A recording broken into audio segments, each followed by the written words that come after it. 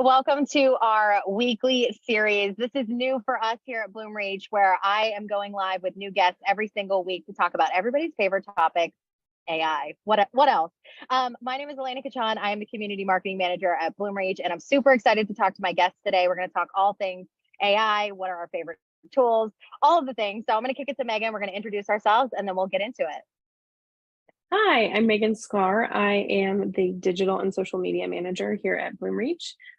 Super excited to talk about AI. Kicking it over to Ollie. Thanks, Megan. Yep, my name is Ollie. I'm a marketing director for demand generation here in EMEA, and I'm going to kick it over to Carl. Hi, everyone. I am Carl, the head of content at Bloomreach, and use AI quite a bit in my daily job, and I'm excited to talk about it today. So yeah, let's get going. Awesome. So these are going to be quick bites. We're going to go live every week, and we're going to talk for about 20 minutes. So we're going to kind of go around the horn style, and we're going to kick it off with the first question. And I know everybody's got a favorite tool when it comes to AI. So I want to know what your favorite tool is. How are you using it? What do you like about it? Just so we can give some of the viewers some inspiration in their day-to-day. So Megan, you want to kick us off? Yeah, so I have two, and they're probably going to be ones that are echoed again and again. One, obviously, ChatGPT. It's where I spend a lot of my day. But two, I am really loving Canva, and I'll get in more there because I'm sure we'll talk about ChatGPT. Canva's background remover and then generative AI tool is super amazing. Their background replacer still needs a little work, but you can type in, you'll select an area, say like I was wearing a spaghetti strap shirt and I wanted a professional jacket. You highlight the area, type in, oh, I want a red blazer, and it comes up with really good options. So I think like the possibilities are endless there for people looking to do more and they're not, a graphic designer by trade. They can do a lot for their business without, having a ton of expertise under their belts. What Canva about is so you, clutch. Carl? I'm obsessed. Yeah. Carl, what about you? I know you're going to echo ChatGPT, but you have some other good ones. Yeah, definitely going to say ChatGPT for sure. And I do think that's the obvious answer, like you said, Megan. But on top of that, I'm going to shout out Jasper AI as well. So ChatGPT and Jasper AI are actually both built with OpenAI. So they are very similar in a way.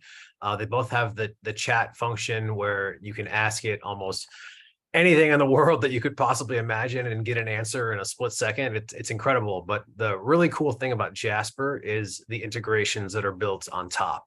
The one that I use in my work every day is a Surfer SEO integration, which allows us to build content reports that help us rank highly on Google for SEO keywords. Jasper helps us generate the content. Surfer tells us which keywords we want to include in the content. It's incredibly helpful for my team and myself when we're trying to generate content that brings people to our website.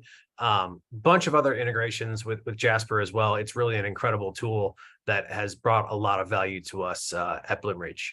Ollie, how about you? Yeah, awesome. Thanks. So I think mine is less of a generative AI tool. So I've really been making heavy use of Notion AI. So I started out using it 2 years back now, when it was really just a notes and collaborative workspace app. But over the last couple of years, it's really evolved far beyond that into a more fully featured writing and writing support tool. So the AI features that they added this year really enabled me to do 4 different things that I couldn't do before. So summarizing extremely long meeting notes, because I don't know about you guys, but as a marketer, we spend a lot of time in brainstorming sessions and you've got to keep track of everything that's being discussed. So I can summarize 2 hours worth of notes into a couple of key paragraphs. It also enables me to generate lists of actions from those notes. So it can read all of my scribblings over the 2 hours and pull out the key action points that we need to take away, making it so much easier for me to share actions with my team afterwards. And then the final thing I'd say that it can really do well is changing the tone and the voice of my writing. So I can make it more formal, I can make it more casual, more professional, remove all jargon. So if I've taken notes and it's in a kind of stream of consciousness style, I can smarten it up so that I can share it with my CMO or make it more casual if I want to share it with my team, for example. So yeah, that's it. That's it from me. That's awesome. Yeah, I was just going to say, I'm sorry to cut you off, wow. Elena, but that's awesome. When the AI can make you look incredibly smart to the CMO, like that's the way to go. That's the way to go. Yeah. Honestly, I feel like they thought of everything. Like every tool is now coming out with their own AI piece. And the fact that Notion's now come out with something, I just listened to a podcast about Jasper AI and just like how it's helping you feel more empowered and smarter and how it can kind of help you get to where you want to go in a quick way. I'm obsessed with that. All of these tools are amazing. I use all of them. I can't even echo all of it. I will say sometimes it's a little bit overwhelming that every tool is coming out with generative AI. Like I'll be in a copywriting tool or like a publishing tool and they're like, do you want to use our generative AI? And you're like, no, chat GPT is probably better. Hold your horses. It's almost like it's so interesting how like the rush in like the last 6 months for everything to add generative AI is kind of wild, but good, especially in apps like Notion where it makes a lot of sense and they do it well. Absolutely. No, I love this. I love this because I think we're all learning about these tools like on the fly. So anytime someone finds a really good tool, I'm like, okay, what is it and how can I use it too? So I'm hoping that list gave everybody some inspo, and I honestly have used a little bit of all of those. So I completely echo that. On to the next question, and I want to hear what you guys think. And now this might be a hot take, but one concern about AI that people often have is potential job displacement. So how do you envision AI becoming a part of the workforce, and how can it complement our skills? Obviously, we're all very competent human beings who can do this stuff, but it's making it a little bit easier. Do you guys feel like it's enhancing productivity, or do you feel like it's going to take someone's job? Ollie, you want to kick us off with this? Yeah, happy to do that. So I've been thinking about that question a lot, right? Lots of discussions with colleagues, like within the company and outside. Where I've landed is that I don't think it's going to be a wholesale replacement for like the vast majority of people. I don't think it's going to replace like the entire job in the sense of like the totality of the job description. But I think certain mundane and repetitive tasks within specific job roles can be kind of automated out. And broadly speaking, I think that's a good thing. I think there are definitely roles and definitely full job types that aren't going to go straight away. People don't necessarily want an AI manager to support them with their career development and things like that. For that, you need like personal touch. You need to build relationships and trust over time. And I think building trust with like an AI manager, I don't see that personally for the vast majority of people over the next couple of years. So yeah, I don't think it's going to fully replace it. But in areas like we've just talked about with Notion, speeding up note taking, making things more actionable, making my Slack communication more effective and more efficient. Yeah, I really hope it does replace those kind of more mundane tasks. I think where it sits as like an assistant or as a co-pilot, as a lot of these brands are like positioning their AI helpers at the moment. I think that's a really good and healthy spot to be in, so that we can do more with the same amount rather than doing the same amount with fewer people, if that makes sense. I totally agree. What about you, Carl? What do you think? Yeah, so I've thought about this maybe more than I would care to admit. So I just admitted that my two favorite AI tools are ChatGPT and Jasper AI, right? So those are both versions of an AI copywriter. And of course, in my role as the head of content, like that's what we're doing, right? We are writing copy, writing long form content and all of those things. And that is exactly what those AI tools do, right? So will it replace us? So I think the thing that you have to remember is there's always human context that's needed on top of these generative AI tools. I'll give you an example. If I'm writing about customer lifetime value that can be generated from our Bloomreach engagement product, ChatGPT, Jasper AI, as great as they are, they're never going to have that human context that I have, because I have that understanding of that product that the AI doesn't, right? So I can use those two things to help me create that content faster, because I can prompt them and they can spit out paragraphs 6 or 8 at a time much faster than I could type them just, using my own brain. But if I said, ChatGPT, write me a 2,000 word blog post about how customer lifetime value can be created from Bloomreach engagement, and make sure that it's in the Bloomreach brand voice, like it's just not going to work, right? So I would definitely say that it's not going to replace copywriters and just writers in general, but I do think that if you're not, as a writer, tapping into the power of generative AI, the pace is something that you just cannot keep up with. So definitely not going to replace us, but you could potentially be left behind a little bit if you're not using those tools. Yeah, I totally agree. I like to say that AI won't replace you. It will get you promoted if you know how to leverage it in the correct way.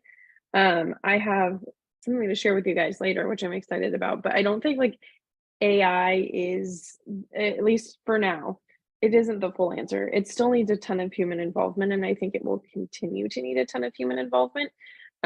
Just because can you replicate the human psyche in zeros and ones? I don't know.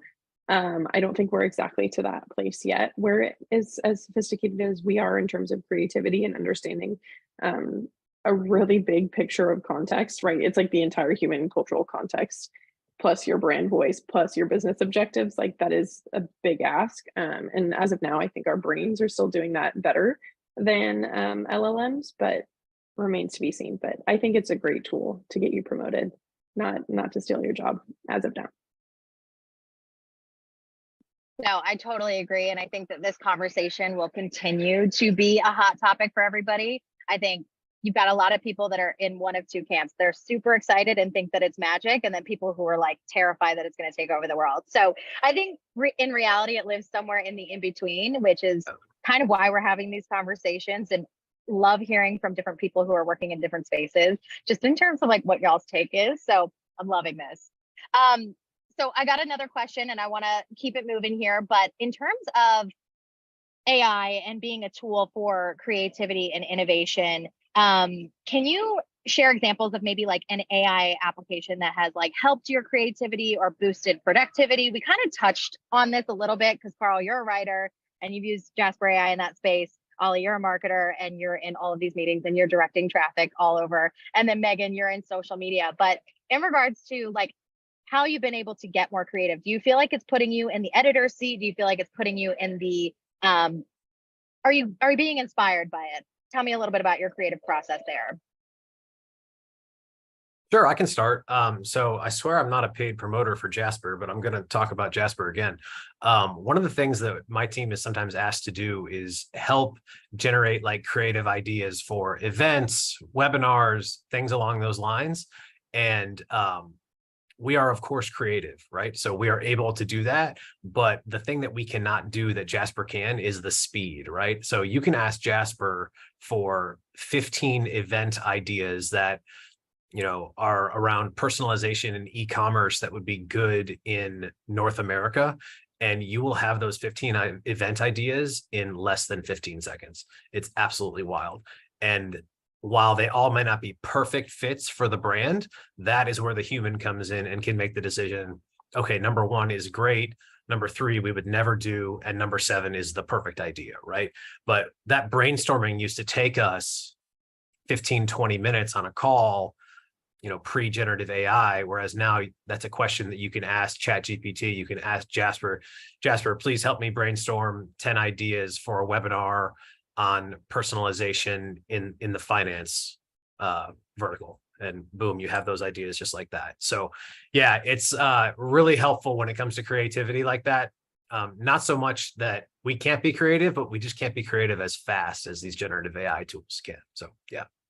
I also think creativity is subjective too. So it's like, it could just like spark an idea that can like, you're already working with something over here that you could connect to the idea that it just gave you. And like, bam, you have like a fully, you know, thought through idea, and all you have to do is send it off and get all the right teams involved. So I think that's where I like it, because it puts you in the editor's seat. It puts you in a more strategic role to where you're not having to think about the smaller things. I use it all the time for like event descriptions and titles and like stuff where I'm just like, I want it to sound cool, but like, how do I get there faster? So I totally can relate. What about you, Megan? This is going to sound funny. I think when we think of AI, we're thinking of LLMs now, or that's where a lot of the conversation is going. But artificial intelligence is so much more than that. And it can honestly mean, in some applications, just a really good algorithm, just a really finely tuned algorithm. So my favorite AI tool for creativity is the TikTok For You page because that is an incredibly finely tuned algorithm that I get the funniest stuff, and it can be so all over the place, but also so incredibly tuned to you.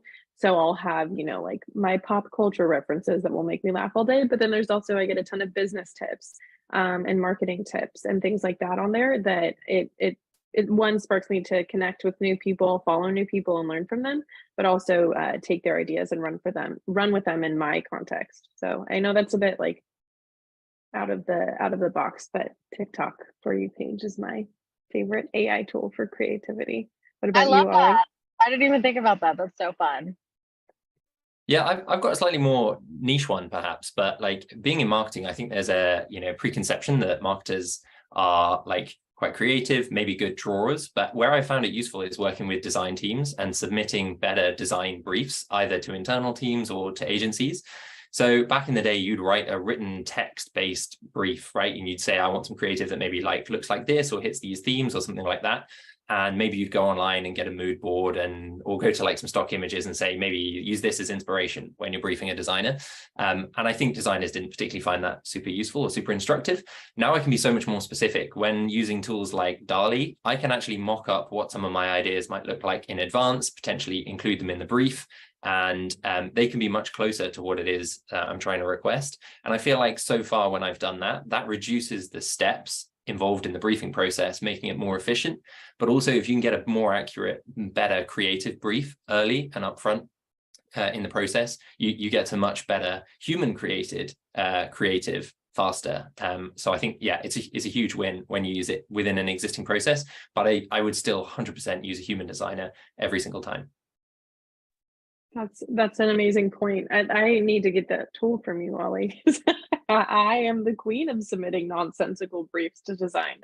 And I think that really flows well into our last question, which is how can you ensure that you're not getting left behind and use AI to your advantage? So like you're not getting left behind. AI is not going to overtake you. What can you use to have AI empower you? Do you guys, Carl, Ollie, have any thoughts?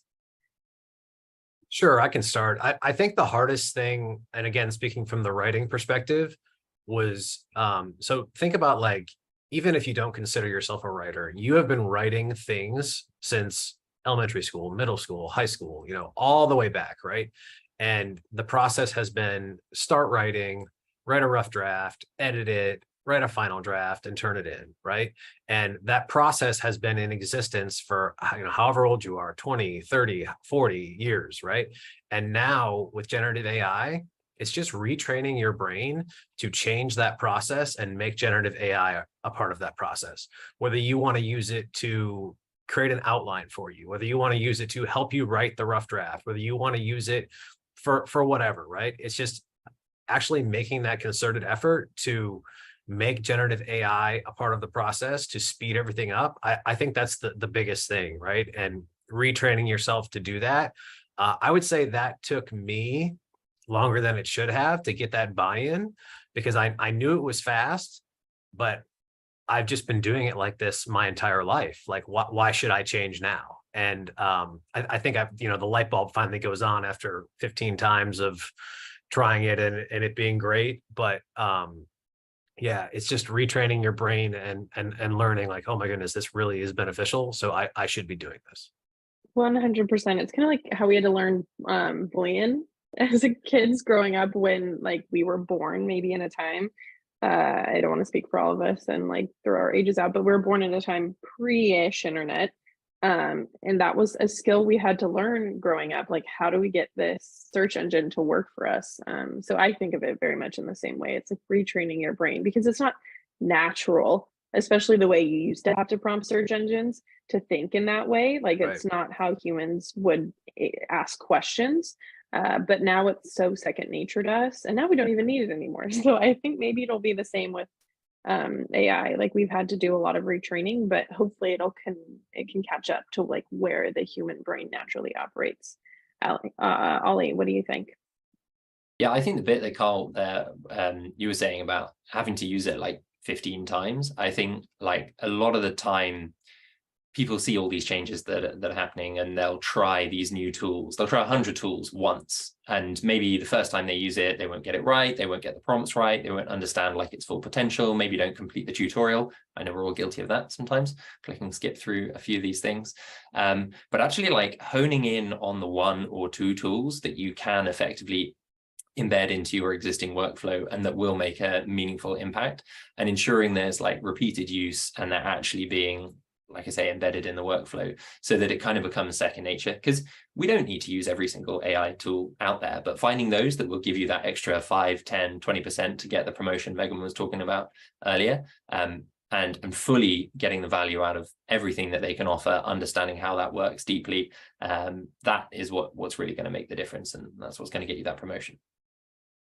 I love that. And I think all of it is a lot of trial and error, like figuring out which tools work best for you and your job function and figuring out how they can work for you. I'm like obsessed with being efficient and working smarter, not harder. So that's one of my like go-tos. And also like one of my biggest things is like treating AI like your assistant or someone that can like help you and support you. There could be that level of comfortability where you're like, hey, I need you to help me with this one thing really quickly so I can move on to the next piece of the puzzle. That's how I've been using it, and I've been loving it. So I think that that's a way to not get left behind. But I also think too, Megan and I were talking about this offline, but like AI might not replace you, but the person who knows how to use it is, or will and can. So I think just being up on the trends, knowing what tools to use, knowing how to use them to be more efficient, you'll impress everybody in your office. You'll sound super smart and you can ultimately be more productive and efficient. So I love all of those takes. So I know that we all brought something today to chat about, and I think with this weekly series, our goal, I know our goal is to talk about what's happening in AI right now. So I know everybody was prompted to come with a article that is happening in the news right now around AI. We're going to go around the circle really quickly and talk about why you thought this article was interesting, maybe give us the high level points. That way people can take away something so they can go into their meetings sounding really smart and they know what's going on. So Megan, you want to kick us off? Yeah, so I found a really interesting, it's actually an academic research piece out of Stanford and UC Berkeley, go Bears. And they tracked ChatGPT's behavior over time. And they found that it's actually making more mistakes and sort of small errors as time progresses rather than getting smarter, like we would assume. And basically the abstract of their article and the end all be all is that it's to be expected, but these changes are happening so rapidly that there are going to be errors because it's only as good as the data that's fed into it. And there are a lot of errors on the internet, like what humans have put out for it to learn off of is not infallible. And so their stance on all of this is that the oversight on LLMs and AI in general needs to be pretty substantial, and that human involvement is always going to be needed. So it's not, they're probably not going to be our overlords because they get math problems wrong. Like it's very similar, simple algebraic equations they were struggling with as time went on. So you guys can all breathe a sigh of relief because the smartest people in the world at Stanford and Cal aren't worried about it. What about you, Carl? I was going to say, to add to that, beware, use at your own risk, because ChatGPT has been wrong, and that is just confirmation. You cannot trust everything that it puts out, especially when it comes to like right or wrong stats, because you never know where they're getting their information from. So use at your own risk, because I learned that the hard way. Yeah. So we have anecdotal evidence and then clinical studies. Carl? I get those algebra problems wrong too, though. So I'm not sure that I'm, You're the bad data that it's learning on. Yes. It's learning from me. As far as my article is concerned, so I'm always going to be home team. So I'm bringing an article that actually one of my colleagues wrote, Ian Donnelly, a couple of weeks ago on our Bloomreach blog, published an article that I think is outstanding. Talks about how AI can save you time and money through specifically email marketing. So one of the things that we talk about a lot at Bloomreach is how email is the king of all of the marketing channels, right? We have a lot of data that backs that up, and just how many emails are sent through our platform and just on the internet every day.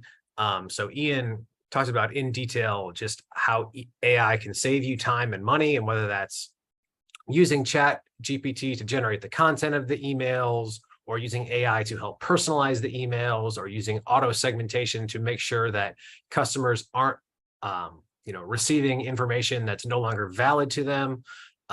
Really fascinating article.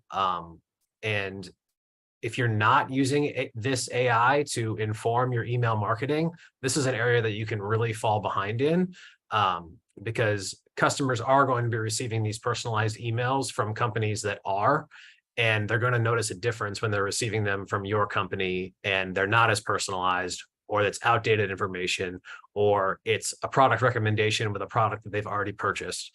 So that's why AI and email marketing is so essential right now. And Ian captured that really well in the article. So I would encourage you guys to check it out. It's a really good article, but AI and email marketing is extremely important right now for e-commerce companies for those reasons. Shameless Bloomreach blog plug. That's right. That's right. Plug. I love it. Plug City, baby.